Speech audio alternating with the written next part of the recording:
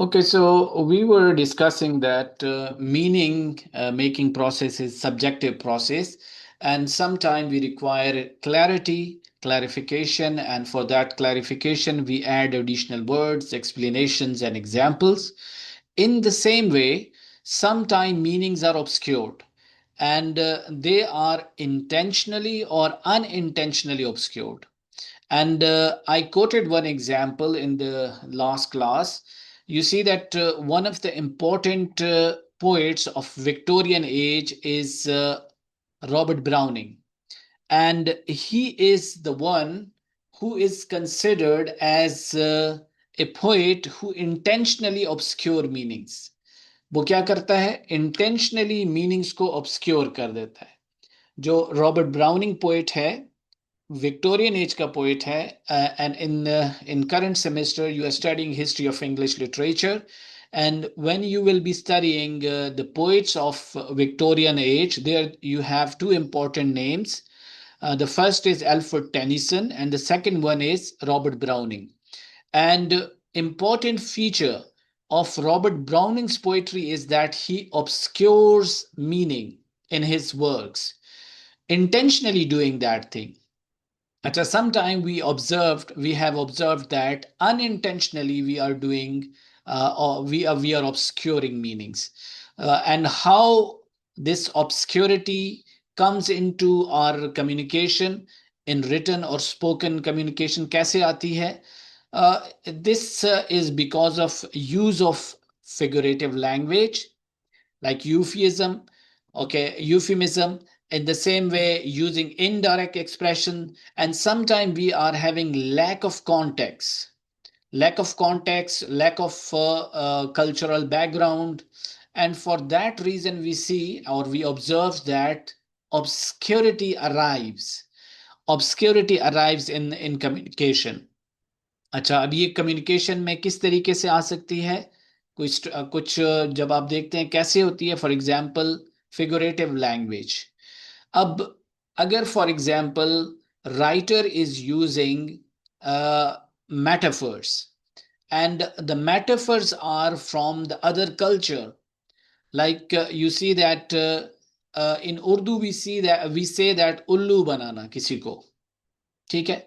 In our culture, ullu is considered as representation of the foolishness, someone who is fool, who is not you can say that good in making deals within society. So he is not capable of dealing situations. We consider that person as ullu. But the same bird in Western society is considered as a symbol or representation of wisdom. So if you are translating the same thing, or you are trying to use the same image within your language, you will get different meanings. So for the sake of clarity, it's important to use those figurative terms that are easily understood within the different cultures. So instead of making things obscure, it is suggested that in journal communication we should use terms, we should use concepts, we should use those phrases and words that are easily understandable by both the parties. ठीक है. अब for यहाँ पे हमने एक example add की थी, like you see that if अगर कोई फौत हो गया है तो वी से समवन डाइड, ठीक है. Another expression that is bit indirect, we use the phrase someone passed away. And the third expression that is completely indirect, and you will not get the meanings of that expression if you haven't came across that expression, that is to kick the bucket. Someone kicked the bucket. Same meanings, died, passed away, but completely different expression that needs explanation, that needs clarity. ठीक है, उसके लिए हमें जरूरत है कि हम उसको क्लियर करें। ठीक है, सो ऑब्सक्योरिंग ऑफ मीनिंग भी आपके पास एक प्रोसेस है, and these are the different processes that we are studying. Let's move to the next thing, that is illustrating meanings. Illustrating meanings means that you use different strategies to make meanings clear. Like, what are the different strategies that we can use for making meanings clear, making illustrations? कैसे कर सकते हैं? Like, you can use examples, you can add stories, ठीक है, you can provide visual aids, audio visual aids आप उसके साथ add कर सकते हैं. For example, अगर आपने, if you are trying to understand the concept of gravity, for that if you add illustration of rolling a ball down a hill to show that gravity affects objects. Yeah, जैसे normally we use the example of Newton, कि Newton was sitting under a tree and एक सेब ऊपर से नीचे आया, and he got the idea that there is a force that is attracting everything towards the center of the earth. So we add illustrations, हम क्या करते हैं, इलिस्ट्रेशंस ऐड करते हैं, हम इसके साथ जो है डिफरेंट इस तरह की एग्जाम्पल्स को ऐड करते हैं, स्टोरीज को ऐड करते हैं, for the sake of clarity, for the sake of illustration of meanings. तो ये हम लोग कर रहे होते हैं, and we are always doing so. This is one of the processes that is linked to the meaning making process. अच्छा, next हमारे पास जो topic है, simplifying. As we can obscure meanings, in the same way we can simplify, or the last thing, that is for simplification we paraphrase meanings. Acha, meanings, like sometime we have complex ideas, complex meanings, complex concepts that requires simplification. ठीक है, हमारे पास complex ideas होते हैं और उनको हम क्या करना चाहते हैं, we are trying to simplify that. ठीक है, सिंप्लीफिकेशन हमें चाहिए होती है उन आइडियाज को, उन कॉन्सेप्ट्स को समझने के लिए. अगर वो सिंप्लीफाई नहीं होंगे, then we will not achieve clarity. ठीक है, तो इसके लिए क्या किया जा सकता है, and you students normally do this thing, और they use this strategy for the sake of clarity, that when they came across different complex concepts, what they do, they break down that concept into smaller parts. Complex idea आ गया, तो हम लोग अक्सर क्या करते हैं, और स्टूडेंट्स खास तौर पे क्या करते हैं, they break down that concept into smaller parts, smaller chunks, simple concepts, and by understanding these smaller parts they get clarity about the complex idea. ठीक है, along with that, uh, sometimes you see that we use simple language, we restate the words, we restate the message in simple terms. ये भी हम लोग कर रहे होते हैं, सिंप्लीफाई कर रहे होते हैं. ठीक है, sometime we are using analogies, उसी सिचुएशन की जैसी किसी और सिचुएशन को रेफर करके, by comparing those two situations we try to simplify meanings.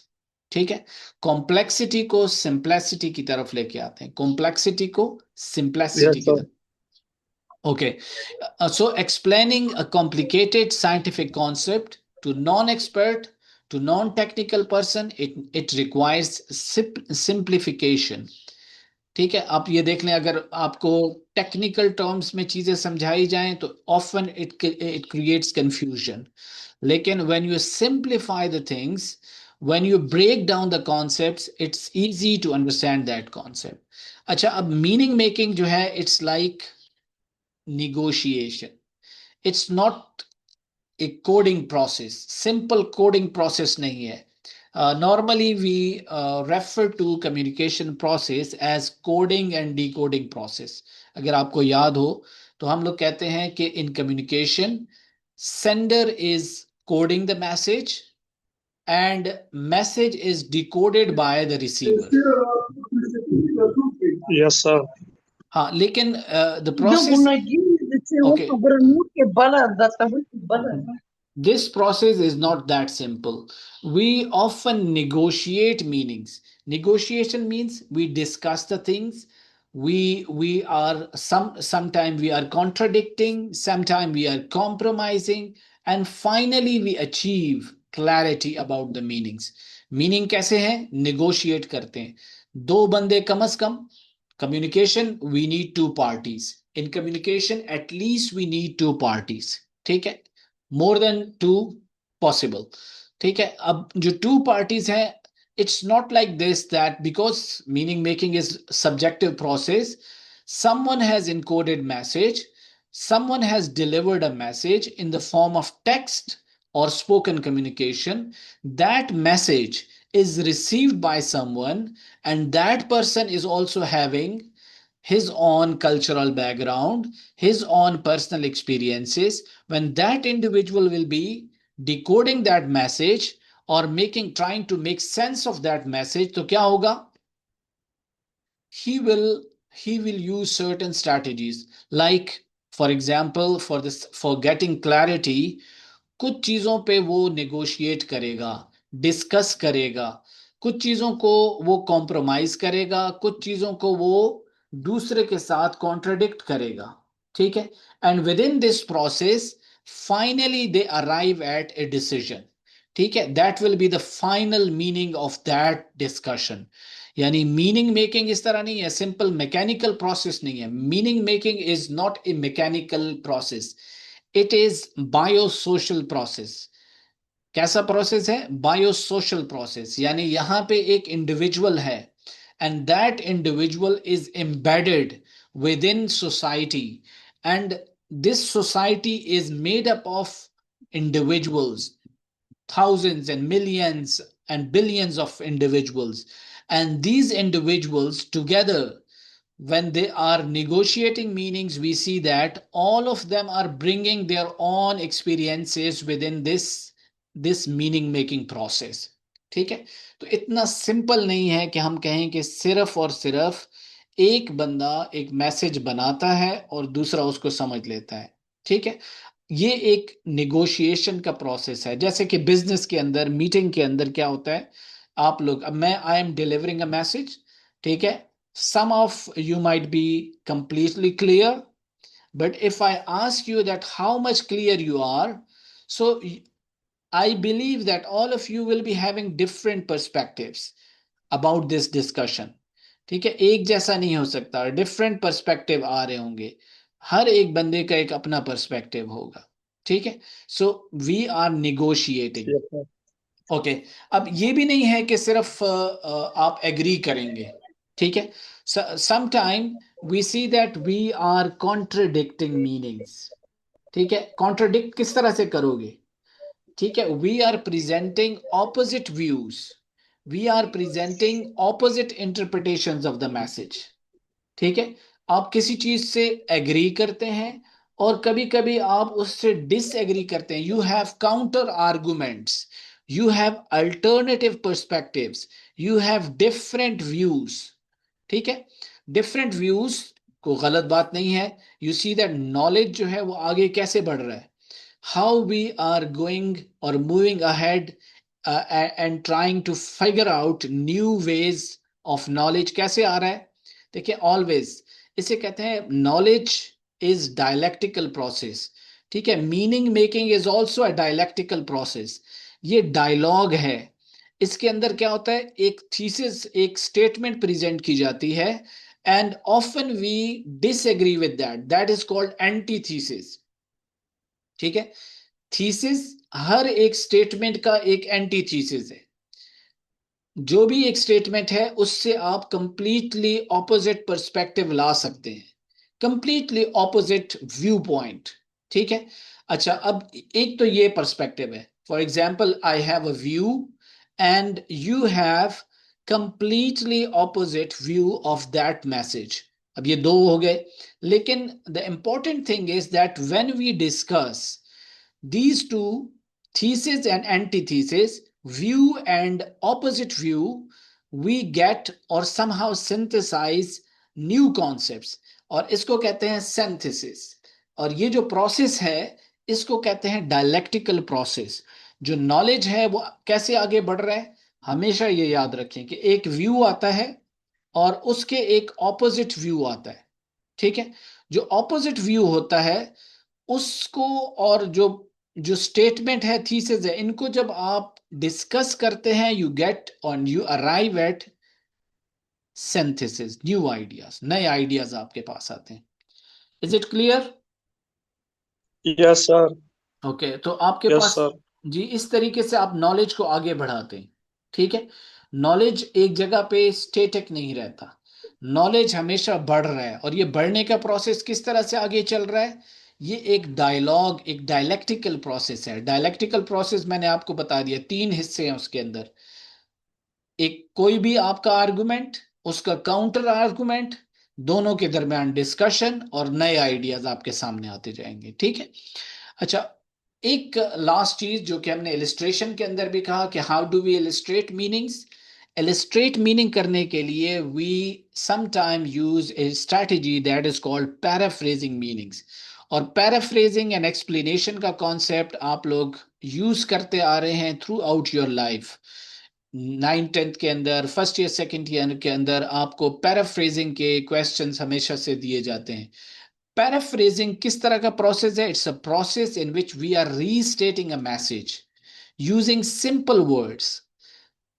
Paraphrase कैसे करते हैं? दोबारा उसी कॉन्सेप्ट को, उसी मैसेज को लिखते हैं, लेकिन सिंपल वर्ड्स यूज करते हैं। We use simple words, original meaning को नहीं चेंज करते, हम सिर्फ वर्ड्स को चेंज कर देते हैं।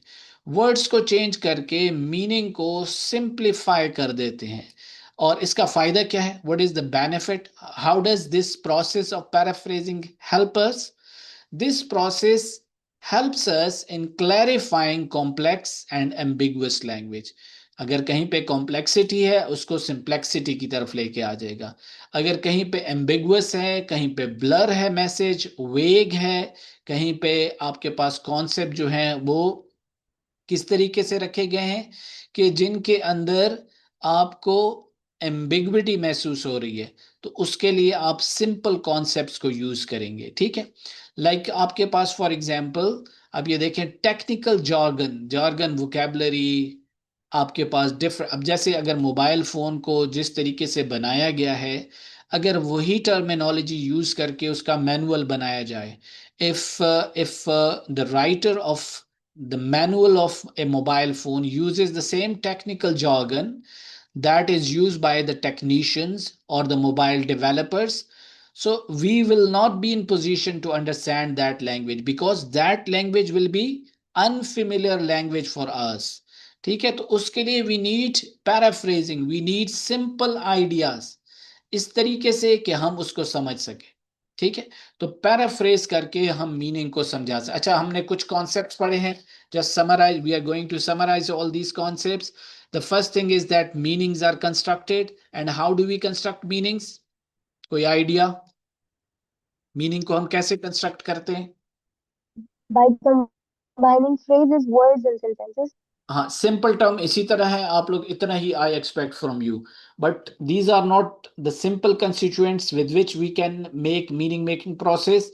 Meaning making is very complex process. We need like human beings, and we see that human beings are having subjective views, और वो उनके जो views हैं that are influencing this meaning making process. लेकिन for simple, we use words, phrases, sentences, and by combining these things, we make or construct meanings. ठीक है, so let's move to the second point, that what type of process is this meaning making process? किस तरह का process है? What type of process is Subject. this? Subjective है। Subjective means Subjective means that you have on your own experiences, and based of those experiences, you are associating the meanings to those symbols. ठीक है, अब अगर meaning subjective है तो क्या फिर different people will have different meanings? तो इसके लिए हमें क्लैरिटी चाहिए। तो क्लैरिटी कैसे लेके आते हैं?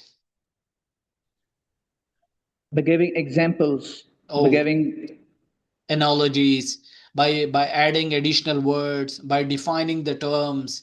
ठीक है, हम इस तरीके से क्लैरिटी लेके आते हैं। अच्छा, कई दफा ऐसा होता है कि ऑब्सक्योरिटी इंटेंशनली लाई जाती है। वो कैसे? मैंने आपको एक एग्जांपल दी। कुछ राइटर्स हैं, using figurative Robert language, Brown. using different kind of complex languages there. ठीक है, और मैंने एक राइटर की मिसाल दी जो कि इंग्लिश के अंदर है आपके पास। Robert Browning. Robert शाबाश, Browning. रॉबर्ट ब्राउनिंग वाला है। जी। और इसके अलावा, इससे पहले अगर आप क्लासिकल एज आपने पढ़ा होगा, जो सेमेस्टर है, क्लासिकल एज के अंदर भी intentionally they are obscuring meanings. ठीक है, वो इंटेंशनली इस तरह की वोकेबलरी यूज करते हैं जो कि मीनिंग्स को मुश्किल बना देती है। सो क्लासिकल पोएट्स, ठीक है, विक्टोरियन एज को इसी वजह से वो कभी रोमांटिक्स के साथ और विक्टोरियन को क्लासिकल दोनों के एक कहते हैं एमलगमेशन है, क्योंकि वो उनकी कुछ टेक्निक्स ऐसी हैं जो कि यूज करते हैं क्लासिकल्स वाली, और कुछ टेक्निक्स ऐसी हैं जो कि वो रोमांटिक्स की यूज करते हैं। तो ये डिफरेंट स्ट्रैटेजीज हैं। तो जैसे मैंने, जी बेटा, जी बेटा, that you obscurity was created. So what's the reason behind the obscurity? कि क्यों create करते हैं obscurity? Sorry I didn't get your point. तो जी ये बेटा, obscurity क्यों create करते हैं? हाँ सर, ओके ओके ओके। देखिए, ये जो मीनिंग को ऑब्सक्योर किया जाता है, ये जो क्लासिकल एज के पोएट्स हैं ना, ये कहते हैं, अब रोमांटिक एज के पोएट्स हैं, वो कहते हैं कि लैंग्वेज को सिंपल रखें ताकि हर एक बंदा लैंग्वेज सॉरी पोएट्री को और लिटरेचर को एंजॉय कर सके। लेकिन जो क्लासिकल्स हैं, वो हमेशा ये कहते हैं कि लिटरेचर जो है वो खास लोगों के लिए लिखा जाता है। It's not written for the common people. ठीक है, और वो कहते हैं कि जो बंदा इन मीनिंग को मालूम करने के लिए, मीनिंग को डिकोड करने के लिए कोशिश करेगा, सिर्फ उसको मीनिंग समझ आएंगे उनके वर्क्स के। अगर एक बंदा सिंपली उसकी पोइट्री को या उसके लिटरेचर को अंडरस्टैंड कर रहा है, तो इसका मतलब यह है कि वो उससे उसको एंजॉय नहीं कर सक रहा। ठीक है, तो वो इंटेंशनली उसको मुश्किल बनाते हैं, और उनका ये ख्याल है कि जो बंदा कोशिश करके उनके वर्क्स को पढ़े, उनके लिटरेचर को पढ़े, तो वो ज्यादा एंजॉय कर सकता है। अच्छा, ये फिर जो हमने कहा कि ऑब्सक्योर क्यों कर रहे हैं, सो ऑब्सक्योर करने का यानी लिटरेचर के अंदर जो सबसे बड़ी एक एंजॉयमेंट है, उसके अंदर जो प्लेजर है, वो प्लेजर है यही कि आप उसके डिफरेंट शेड्स को एक्सप्लोर कर सकें। अच्छा, अगर आप किसी राइटर को कहें कि उसके वर्क्स का क्या मतलब है, तो वो कभी भी आपको क्लियरली नहीं बताएगा। He will not clearly explain the works that he और शी हैज रिटन। उसकी वजह क्या है? क्योंकि अगर उसने क्लियरली आपको बता दिया, तो उसके बाद उसकी नई इंटरप्रिटेशन हो ही नहीं सकती। तो इंटरप्रिटेशन को ओपन रखने के लिए जो राइटर्स होते हैं, वो हमेशा उनको ऑब्सक्योर रखते हैं। Is it clear? Yes sir. Yes sir. Okay. अच्छा, अब इसी तरीके से हमें कॉम्प्लेक्स आइडियाज को इलिस्ट्रेट करने की ज़रूरत है, उनको पैराफ्रेज करने की ज़रूरत है। और ये सारा का सारा एक निगोशिएशन का प्रोसेस है।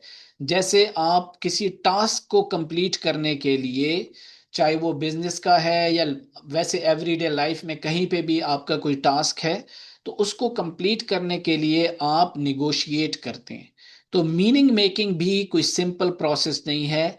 In meaning making process we are negotiating. It is negotiation between at least two parties. ठीक है, निगोशिएशन होती है कैसे? For example, I have a perspective and I share my perspective with you, and you have a counter argument, और you have alternative perspective, you have different views. तो क्या होगा? We will discuss this thing, जिसे negotiation कहते हैं। हम negotiate करेंगे, ठीक है, and finally we will arrive at that point where both the parties will be clear about the meanings of that discussion। ठीक है, तो ये दोनों चीजें नेगोशिएशन के जरिए से क्लियर हो जाएंगी। तो आज की हमारी डिस्कशन जो है, it was about meaning and what we can do with meanings. Different तरीके से हम मीनिंग्स को देख सकते हैं। तो ये सारी आज की discussion, I hope that you are clear about what we have discussed today. Is there any question? No, sir sir. Debate Thank you, और sir. नेगोशिएशन में क्या फर्क है? जी बेटा, निगोशिएशन के अंदर देखें, फॉर एग्जांपल मैंने आपको मिसाल दी कि निगोशिएशन का जो प्रोसेस है, इसके अंदर आप अल्टरनेटिव आइडियाज को, जो कि आपके ओपोजिंग आइडियाज हैं, उनको भी डिस्कस करते हैं। ठीक है। और दोनों जो पार्टीज हैं, दोनों पार्टीज ग्रेजुअली एक खास जगह पे पहुंचते हैं जहां पे दोनों को मीनिंग्स की समझ आ रही होती है, यानी दोनों एक दूसरे को समझ सक रहे होते हैं। यानी मीनिंग ऐसा नहीं है, मैंने आपको जैसे पहले बताया कि मीनिंग मेकिंग, जैसे स्टार्ट में हमने कहा कि how do we construct meanings, we use words, phrases, sentences. लेकिन इतना सिंपल नहीं है। मीनिंग जो है सिर्फ इनसे नहीं पहुंचते, ये एक सब्जेक्टिव प्रोसेस है। आपके कुछ और व्यूज हैं, मेरे कुछ और व्यूज हैं। आपने मुझसे क्वेश्चन पूछा, why did you ask a question? Because you were not clear. And what I am doing at the moment, I am negotiating meanings with you. मैं आपके साथ उस चीज को डिस्कस कर रहा हूं, मैं आपको उस बात को समझाने की कोशिश कर रहा हूं। अब आपका व्यू कुछ और आ रहा था, and you are not clear about the point which I am trying to communicate to you. तो दोनों की डिस्कशन के बाद finally you got some idea that is clearer as compared to the previous idea that you had. जी,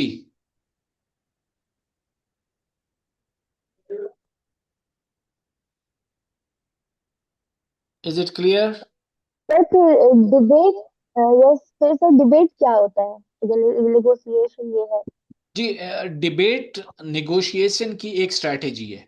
ठीक है। Debate यानी negotiate करने के और भी बहुत सारे तरीके हो सकते हैं। ठीक है। निगोशिएट डिबेट अभी एक तरीका है जिसके अंदर हम देखें, एक है फॉर्मल डिबेट, एक है इनफॉर्मल डिबेट। फॉर्मल डिबेट ये है कि आप डिबेट कंपटीशन, एक तो होती है ना स्पीच। स्पीच में ये नहीं होता कि एक बंदे ने एक व्यू पेश किया है, दूसरा उसको काउंटर करे। डिबेट कंपटीशन के अंदर क्या होता है कि एक ही टॉपिक के ऊपर दो किस्म की डिस्कशंस आती हैं, एक उसके फेवर में होती है, एक उसके अगेंस्ट की होती है। जैसे आपको फॉर एग्जांपल टॉपिक दे दिया जाए कि आपने डिस्कस करना है इंटरनेट के फायदे और नुकसान। ठीक है। Pros and cons of internet. अब इस पे एक पार्टी उसके प्रोज को हाईलाइट करेगी, दूसरे उसके कॉन्स को, उसके जो नुकसानात हैं उनको आपके सामने लेके आएगी। अब ये डिबेट होगी। ठीक है। And finally you arrive after this discussion कि इंटरनेट को किस तरीके से इस्तेमाल करना चाहिए, यानी बेनिफिट्स को भी देखें और उसके जो वीकनेसेस हैं, कहाँ पे वो ऐसी चीजें हमें दे रहा है, तो हम किस तरीके से इस पूरे सिस्टम को अच्छे तरीके से यूज कर सकते हैं। जी,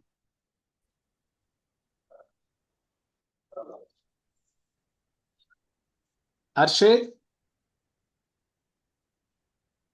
जी सर। ये हमारे पास इस वक्त 18 पार्टिसिपेंट्स हैं, इनकी जरा अटेंडेंस तो लगा दें अगर आप। इनका स्क्रीनशॉट ले ओके लेना। सर, मैं ले रहा हूँ। ठीक है। और जी, any other question? No, sir. Thank you, sir. Okay. Sir ji बेटा। एग्जाम की क्या सिचुएशन है? एग्जाम फिजिकल होगा? अभी मुझे भी किसी से पूछना ओके। पड़ेगा। और सर मैं तकरीबन तकरीबन अंदाजन अंदाजन कुछ कह सकते हो कि कब से होगा और क्या सिचुएशन होगी? क्लैरिटी नहीं है, बिल्कुल क्लैरिटी नहीं है। पूछना पड़ेगा किसी से, है ना कि सर ये मार्क्स का